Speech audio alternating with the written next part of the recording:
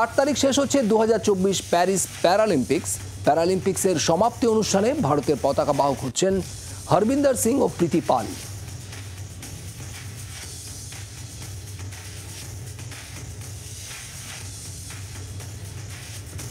প্যারালিম্পিক্সের উদ্বোধনে ভারতের পতাকা বাহক ছিলেন সুমিত আন্তিল ও ভাগ্যশ্রী যাদব। এবার পুরুষদের তীরন্দাজিতে সোনা জিতেছেন হরবিন্দর সিং। প্রথম ভারতীয় তীরন্দাজ হিসেবে প্যারালিম্পিক্স থেকে সোনা জিতেছেন তিনি। অন্যদিকে প্যারালিম্পিক্সে ভারতের হয়ে ইতিহাস গড়েছেন প্রীতি পাল।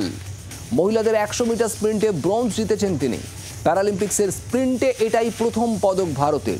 তারপর 200 মিটার দৌড়েও ব্রোঞ্জ পান প্রীতি।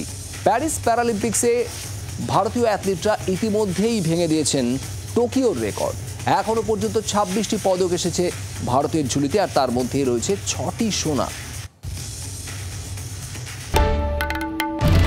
বাংলার আওয়াজ, বাঙালির আবেগ, জি 24 ঘন্টা।